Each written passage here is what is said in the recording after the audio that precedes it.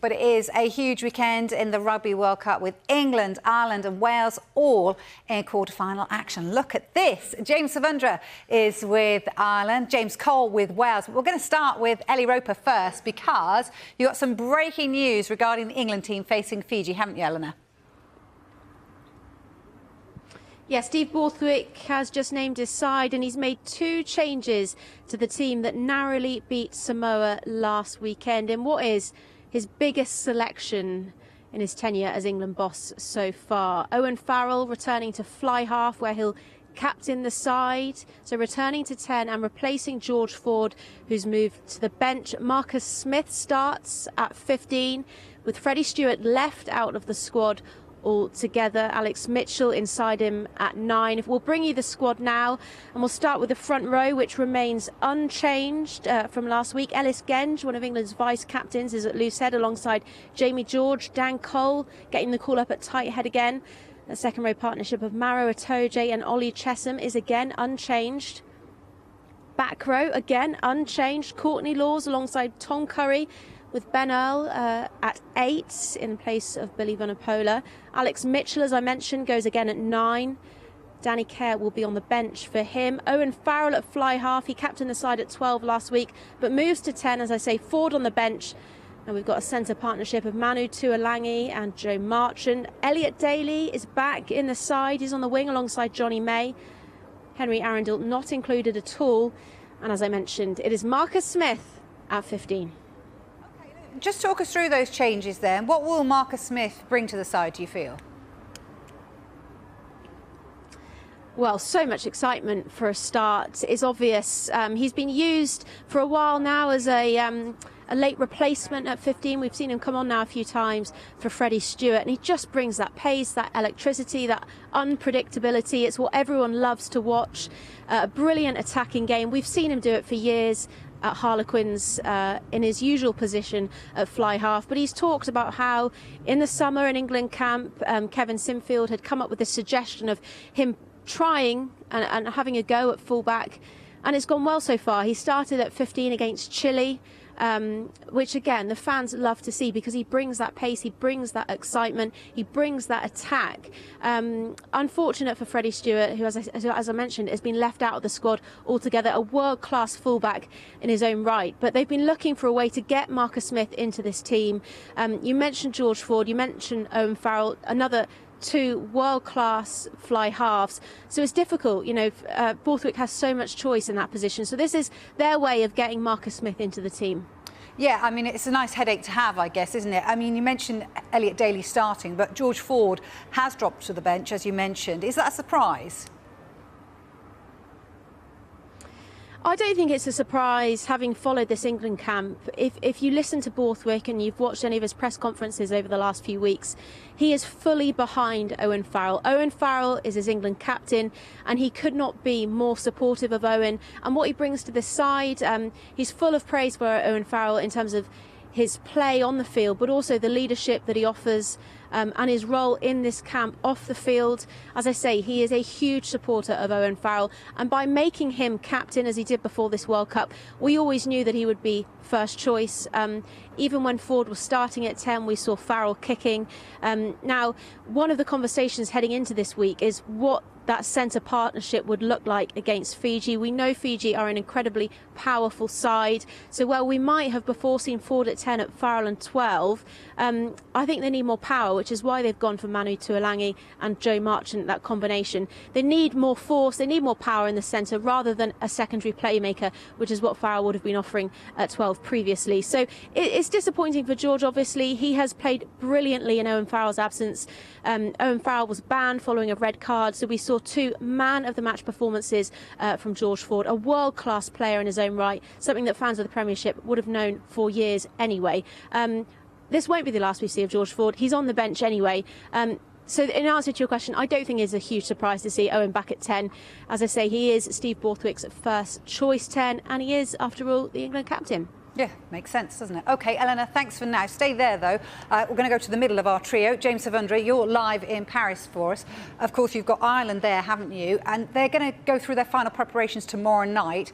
How ready are they, though, for this huge game against the All Blacks? Well, we'll find out tomorrow night at the Stade de France, but they'll probably feel like they've done all they can to be ready for this moment, this quarter-final against the All Blacks. This will be the biggest match so far for this Irish squad under their head coach, Andy Farrell. They're the #1 ranked side in the world. They've won a series away in New Zealand. They won the Grand Slam earlier on this year. They've beaten the world champion South Africa twice in the space of just 12 months. It's been remarkable what Ireland have done. 17 test victories in a row, 29 of their last 31 tests they've won, but they've never won a Rugby World Cup quarter-final. 7 attempts, 7 defeats, and their last attempt at this stage of the competition was a painful exit to tomorrow's opponents, the All Blacks in Tokyo. But with this incredible resume that Ireland have built up over the last few years, I asked their assistant coach, Mike Catt, whether he feels they've ticked off every box along the way to ensure they can be victorious tomorrow night. Well, we'll find out in the result, won't we, really, ultimately. But, yeah, listen, it's been an amazing journey. The boys have been incredible, and where we've come from, where they've come from, where we've got to, how we've learned as a group of coaches as well. You know, we've put in some really big performances, and it's moments like tomorrow night that, you know, we need to step up and perform again. So, you know, we're massively proud of it. It doesn't mean that you're going to win a game. But, you know, we know if we put in a performance and what we've achieved over the past sort of 2-3 years, then, you know, you give yourself a chance. And ultimately, that's what international rugby is about. So it's been a brilliant journey. It's been an amazing journey. So see how long it continues for. Absolutely. So it looks like they're enjoying it, James. Do you feel that their recent record against the All Blacks might give them a bit of confidence, though? Yeah, Vicky, they've won 3 of their 4 test matches against the All Blacks under Andy Farrell. And that's some going, considering it took them 29 attempts to record their first ever victory against the All Blacks. That coming in 2016 in Chicago. But 11 of the players named in this 23, they may have scars still from the last quarter-final exit against New Zealand in Tokyo. It was a record points defeat for Ireland at a Rugby World Cup, going down 46-14.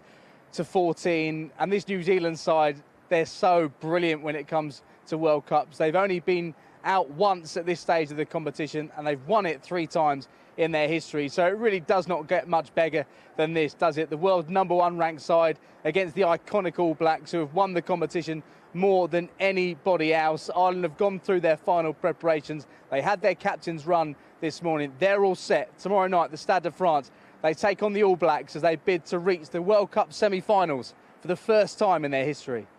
Yeah, it'd be awesome if they can do it. Let's get to Marseille then, finally here, to link up with Wales ahead of their game against Argentina. James Cole, as you can see, is waiting to speak to us there. So look, James, Warren Gatland's been responding to some comments about the way that the teams have been seeded. What's he had to say about all that?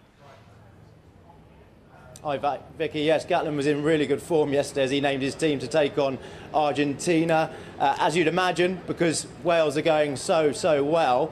And a lot of people before this tournament wrote Wales off. They didn't think Wales would get out of their group because they're in a group with Fiji and Australia, but instead Wales won all of their games, all 4 games, topped the group, but on a record victory over Australia. So they've surprised a lot of people, Wales. And Gatland was on good form. He wasn't afraid to have a few pops, chuck a few Gatland grenades, as we've known him do before, because although this World Cup draw is lopsided, it was made 3 years ago. So what we knew was that England, like Wales, if they got out of their pool, they would be on the better side of the draw. They would avoid South Africa, New Zealand, Ireland and France. And because of that draw, we've seen Scotland go home, and Scottish and Irish voices have been complaining it's not fair. Look at England and Wales. If they win their games tomorrow, they're through to the semi-finals without playing any of the top teams. Well, Gatland's message yesterday was stop whinging and get on with it. Just say to the other teams they should have done better in the last World Cup, shouldn't they? Because that's where the draw came from. It's not our fault that it's happened. If teams had better performances and results from the last World Cup, they'd probably be in different draws. And you know, you didn't hear us complaining in 2015 when we got Fiji, Australia and England and themselves in the same pool. We never complained about that. Just you're dealt a hand and you just got to deal with it. So, you know, I understand there's been a lot of complaining, and I agree with the sentiment that, you know, potentially the draw may have been done too early. It's been done too early in the past. It was probably done before 2019. It was done too early as well. So, you whether the people in control of that next time can put the pools together a little bit later, that's up to them. But we can't change what's been done. All I can say, we were only in control of what we're doing. We're happy with the progress we've made, considering there's a lot of people speculating, and a lot of people in this room said we wouldn't get out of our group. So I said we can only play and do what's in front of us. And even though, in saying that, I thought our group was the most even group. We had, the way that Portugal went, Georgia are not an easy team to knock over. We were probably the only group who didn't have a real minnow in there that had 60 or 70 points put on them. So I think that's set us up nicely for the quarterfinals, and it's kind of one step at a time. So Wales in good shape as they take on Argentina here tomorrow. As for the hosts, France, they've named their team to play South Africa in Paris on Sunday and confirmed that captain Antoine Dupont will return and lead the team at scrum half. Remember, Dupont fractured his cheekbone 3 weeks ago against Namibia in a horrible incident, a head-to-head collision. He had a surgery the next day. He had a titanium plate put into his cheek, and he was passed fit to resume contact training this week. And unsurprisingly, because he's the best player on the planet, he will start for France against South Africa at the Stade de France on Sunday. That's going to be one heck of an atmosphere. Yeah, it certainly is. It was one heck of an injury, wasn't it? Thank you very much, James, and Eleanor as well.